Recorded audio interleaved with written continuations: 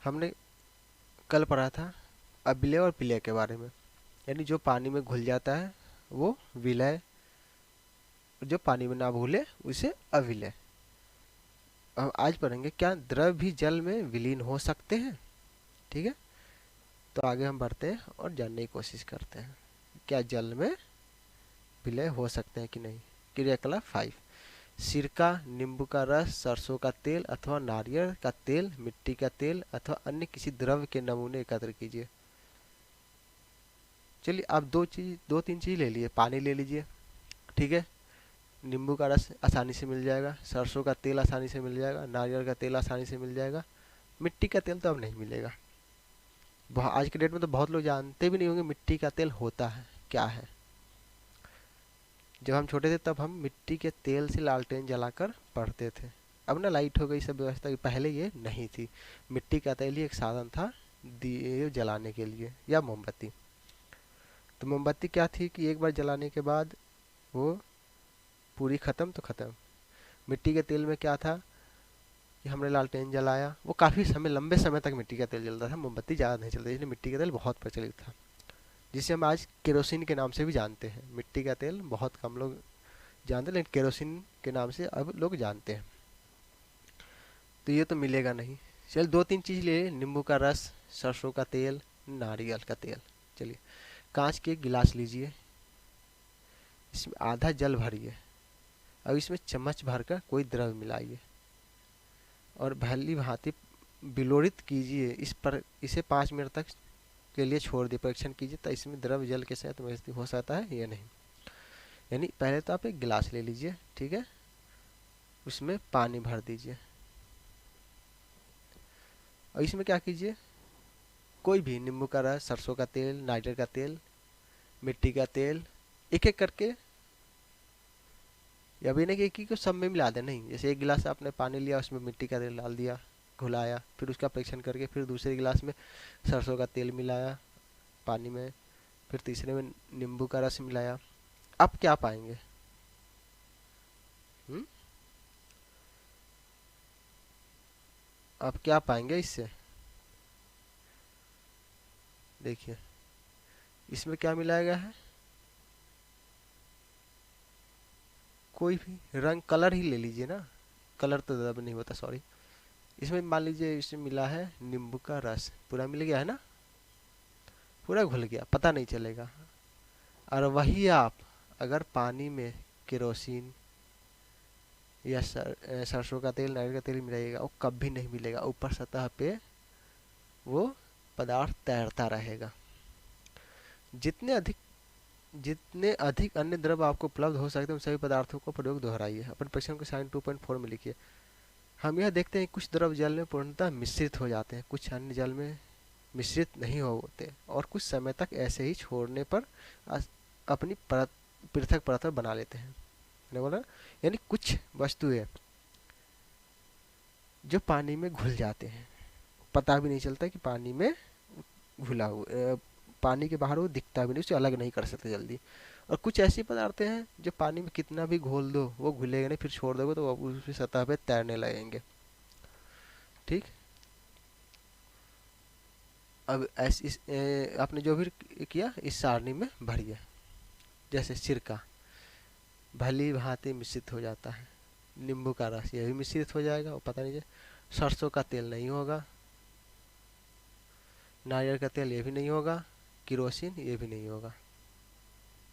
अब ट्राई करके देखिएगा तो आपको अधिक जानकारी मिलेगी, क्योंकि ऐसे ऐसे चीज़ मैंने बता दी ना जो आपको आसानी से मिल सकते हैं।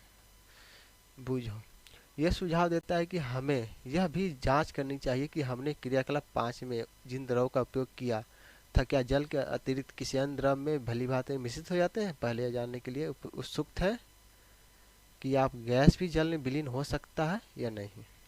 चलिए, ये तो हो गए वस्तुएं जो हमें दिखाई देती हैं। अब इसके अतिरिक्त चलते हैं क्या, गैस जिसे हम देख नहीं सकते, वो भी जल में विलीन हो जाएगा। हुँ? चलो देखते हैं। कुछ गैस, सॉरी, कुछ गैसें जल में विलीन है, जबकि अन्य नहीं है। सामान्यतः जल में कुछ गैसें थोड़ी मात्रा में विलीन होती है। उदाहरण के लिए जल में विलीन ऑक्सीजन गैस जल में रहने वाले जंतुओं पदार्थों की उत्तरजीवी के लिए अत्यंत महत्वपूर्ण है। अच्छा एक बात सोचिए, जो पानी में मछली रहती है वो कैसे जीवित रहती है? उसे भी तो हवा चाहिए, ऑक्सीजन चाहिए जीने के लिए।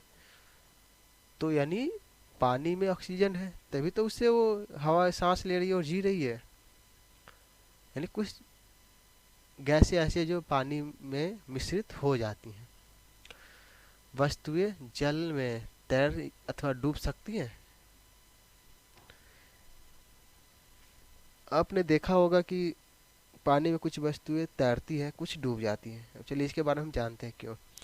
क्रियाकलाप फोर करते समय आपने यह ध्यान दिया होगा कि जल में अविलेय ठोस जल से पृथक हो जाते हैं। क्रियाकलाप 5 में यह भी आपने कुछ द्रवों के साथ ऐसा दबा जिसमें कुछ पदार्थ जो जल में मिश्रित नहीं हो पाते वो जल में के पृष्ठ पर अचानक पृष्ठ पर तैरने लगते हैं, है ना।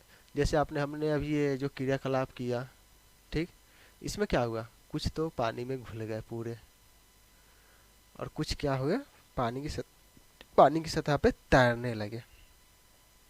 ठीक है,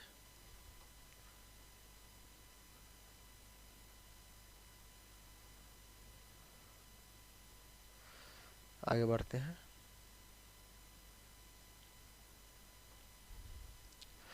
जल में डूबती तथा तैरती वस्तुएं, ये गिलास हो गया, इसमें हमने पानी भर दिया, इसमें कुछ चीजें डालेंगे, पत्थर, चाबी, जो आपको दिखाई दे, पत्ता, लकड़ी, रुई, गेंद। तो इसमें क्या देखेंगे, लकड़ी, गेंद, पत्ता, ये सब पानी में तैरते रहते हैं ऊपर सतह पे। वही वो लोहा हो गया, पत्थर हो गया, ठीक, ये सब पानी में डूब जाते हैं। जल में डूबते तैरती वस्तुएं डूब कर गिलास की तली में पहुंच गए थे तथा यह सही नहीं है कि हम ऐसे वस्तुओं से उदाहरण देखते हैं जिन पदार्थ जल में तैरते रहते हैं अथवा डूब जाते हैं। चित्र 2.6 देखिए, मैंने बोला ना, कुछ डूब जाते हैं, कुछ तैरते रहते हैं। किसी तालाब की सतह पर गिरी सूखी पत्तियां, वह कंकड़ जो आप इस तालाब में फेंक देते हैं, शहद की कुछ बूंदें जिन्हें आप गिलास के जल में डालते हैं, इस सब का क्या होता है? बच्चे तो अक्सर ये करते हैं, पानी में पत्थर फेंक देंगे, पत्ता फेंक देंगे, तो क्या वो पानी में जाके क्या होता है? कुछ तो तैरता रहता है, कुछ नहीं तैरता है। बुझो यह चाह बुझो यह चाहता है कि आप उसे जल में तैरने वाले से जल में डूबने वाले पदार्थों के 5-5 उदाहरण दें। ठीक, यानी 5 उदाहरण देने हैं जो जल में तैरे और 5 उदाहरण देने हैं जो जल में डूब जाए। यानी लकड़ी, पत्ता, 2 तो मैंने दे दिया जो पानी के ऊपर तैरते हैं। लकड़ी की नाव देखते हैं, पानी में तैरती रहती है, यानी लकड़ी हो गया जो पानी में तैर। आप पत्ता को ही पानी में डालिएगा तो सूखा पत्ता होगा तो ऊपर तैरता रहेगा।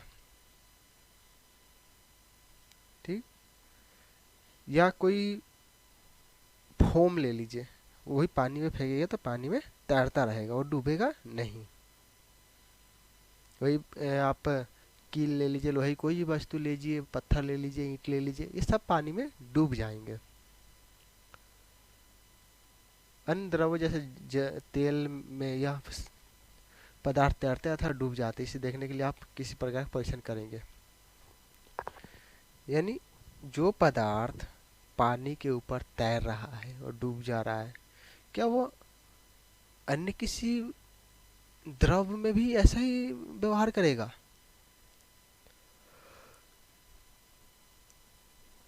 द्रव तो बहुत सारे हैं, जैसे तेल भी द्रव है, पानी भी द्रव है।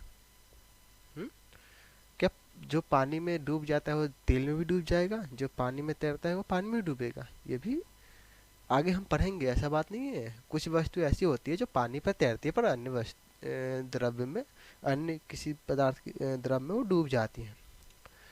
आपने लुका छिपी आपने लुका छिपी का खेल खेला होगा। उन स्थानों के बारे में विचार कीजिए जहाँ आप खेलते समय छिपना चाहेंगे ताकि आप दूसरों को दिखाई ना दे। आप इन स्थानों को क्यों चुना? क्या आपने कभी शीशे की खिड़की के पीछे छिपने का प्रयास किया? स्पष्ट रूप से नहीं, क्योंकि ऐसा करने पर आपका मित्र शीशे में देख कर आपका पता लगा लेगा। अब हम पढ़ रहे हैं पारदर्शिता। पारदर्शिता मतलब एक पार से दूसरे पर हम देख सकें, उसे पारदर्शिता कहते हैं। यानी जैसे हम खेलते हैं बचपन में लुका छिपी, तो क्या आप ऐसी जगह छिपोगे जहाँ से आपको आसानी से देखा जा सके? जैसे किसी पतले कपड़े के पीछे आप खड़े हो और इस पार से हम देख पाए तो पारदर्शिता। कांच के सामने आप खड़े हो उस पार और इस पार से हम देख ले, कांच क्या है? पारदर्शिता। यानी जो पदार्थ अथवा सामग्री जिनसे हम होकर वस्तुओं को देख सकते हैं उसे पारदर्शी कहते हैं। यानी जिस चीज़ से हम इस पार से उस पार देख सकें उसे हम पारदर्शी कहते हैं। साफ पानी गिलास में आप रखो, लोटा में रखो या किसी बाल्टी में रखो तो पेंदी तक दिखती है, वो क्या है? पारदर्शिता कहलाएगी। जैसे में कांच, जल, वायु तथा अन्य कुछ प्लास्टिक पदार्थ पारदर्शिता का उदाहरण है। पढ़ा है दुकानदार बिस्कुट, मिठाइयाँ तथा अन्य पदार्थ खाद्य पदार्थों को कांच अथवा प्लास्टिक के पदार्थों के पात्रों में रखना अधिक पसंद करता है। क्यों? अब दुकान पे जाते हो तो क्या देखते हो? जो मिठाई है वो ऐसे चीज में रखी जाती है जो सामने से दिखे, भले वो पैक है, इसमें धूल, गंध, मिट्टी या कुछ नहीं जा सकती, लेकिन हम आसानी से देख सकते हैं। क्यों? क्योंकि जब दिखेगा तभी तो माल बिकेगा। दुकानदार क्या कहता है? जो दिखेगा वही तो बिकेगा। अब मान लीजिए आप दुकान पे गए बच्चे को लेकर, उसे मिठाई दिखे ही ना तो वो जिद क्या करेगा? इसीलिए दुकानदार इन सब चीज़ों को खुले में कांच के बर्तन या प्लास्टिक के बर्तन में रखता है, जिससे बच्चे आसानी से देखेगा और जिद करे कि मुझे ये चाहिए। लालच। ठीक है। मुखावरण अपरदर्शी परदर्शी प्रभासी चित्र में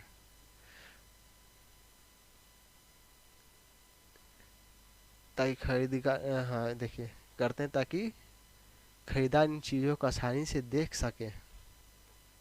कहने का मतलब जो दिखेगा तभी तो आदमी जल्दी खरीदेगा। जैसे देखिए दुकान पे सब क्या है? आराम से दिख रहा है किसमें क्या है, कौन सी वस्तु कहाँ रखी है, आराम से आदमी देख सकता है, तभी तो याद पड़ेगा हाँ ये चीज़ लेना है। ये सब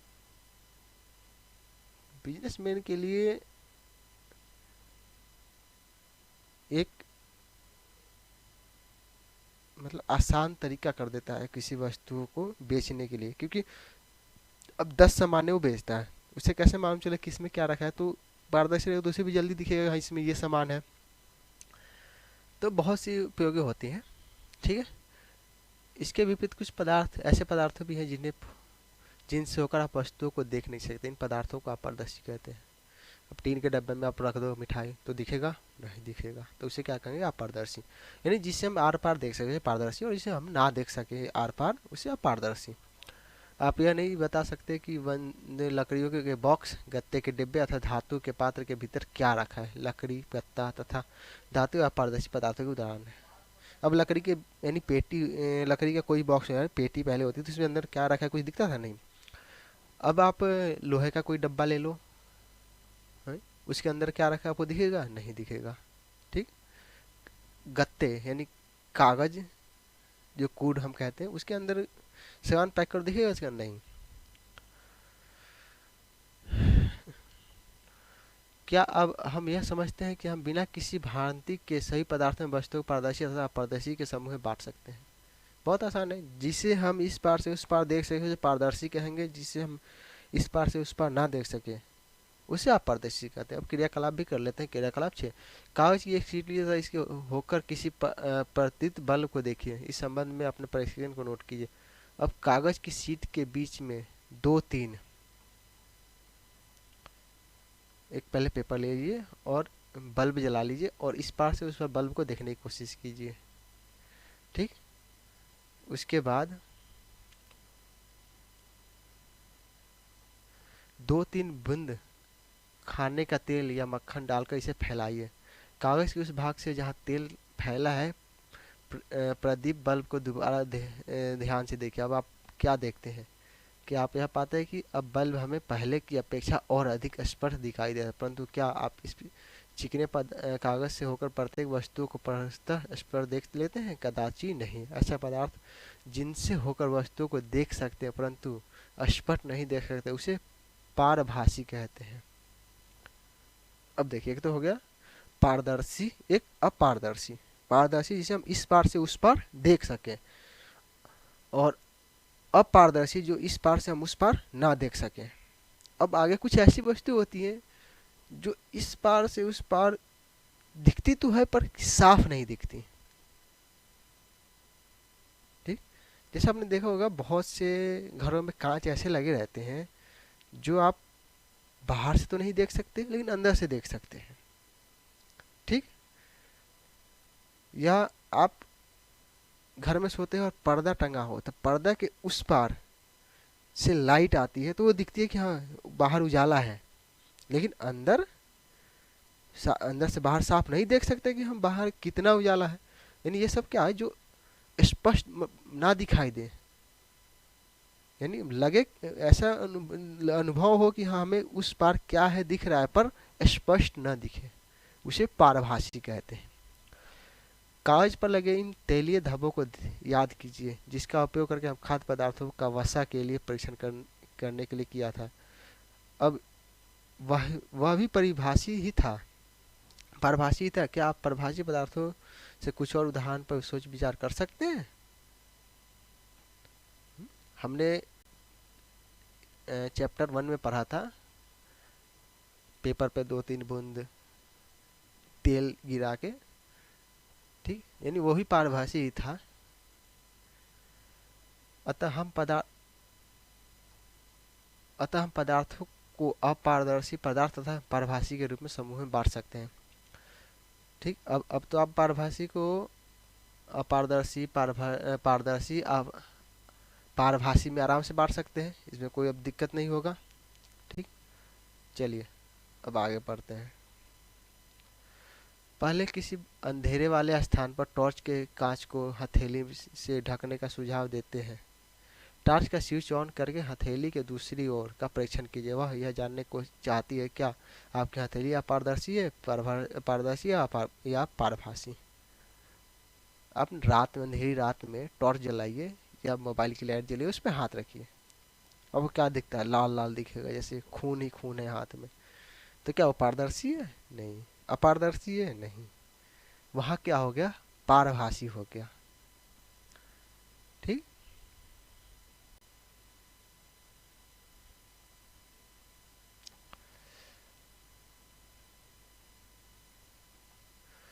हमने यह सीख लिया है कि पदार्थों को अपनी भिन्न दिखावट होती है तथा इनके जल अथवा अन्य द्रव मिश्रित होने के ढंग भी भिन्न भिन्न होते हैं।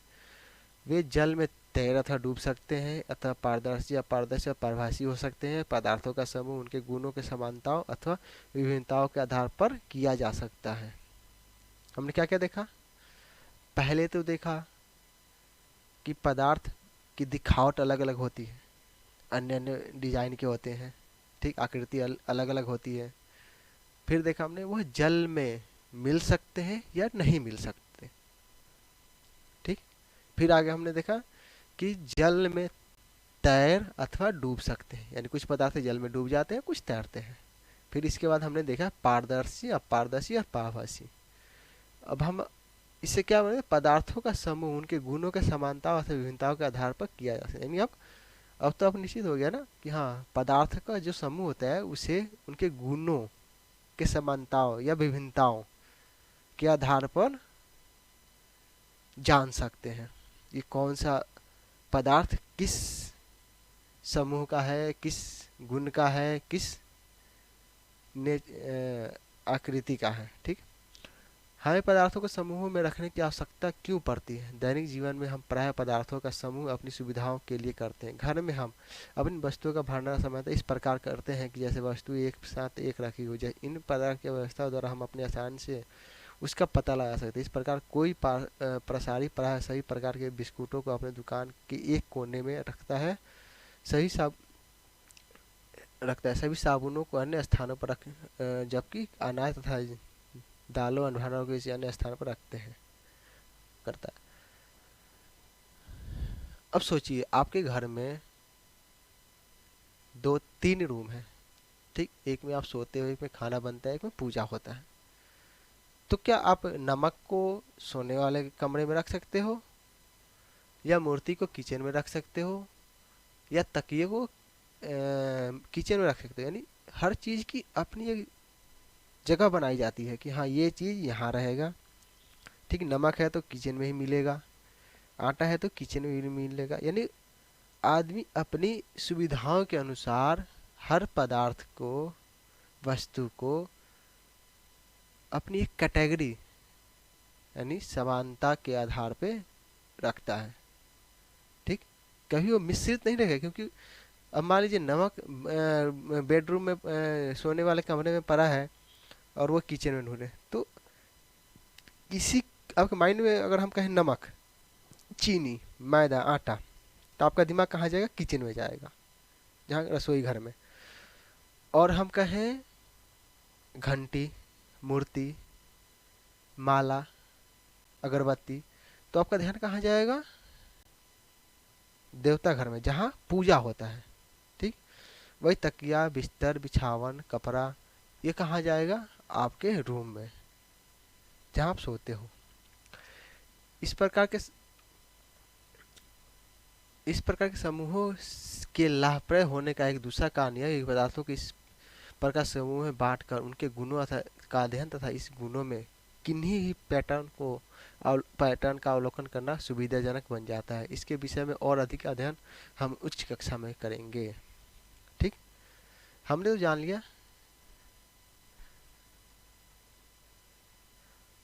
ठीक, ये प्रमुख शब्द हैं जैसे कठोर, अपारदर्शी, अविले, रुक्ष यानी खुदरा, घृतमय यानी चमकीला, विलय पारदार्थ, पारभासी, धातु, पारदर्शी।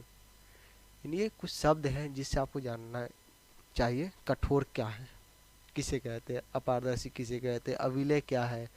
कहीं रुक्ष लिखा हो तो उसका मतलब क्या हुआ? घृतमय लिखा, उसका मतलब विलय लिखा, इसका इससे क्या जानकारी मिलती? पारभासी सॉरी, पारदर्शी, धातु। ठीक, तो लगभग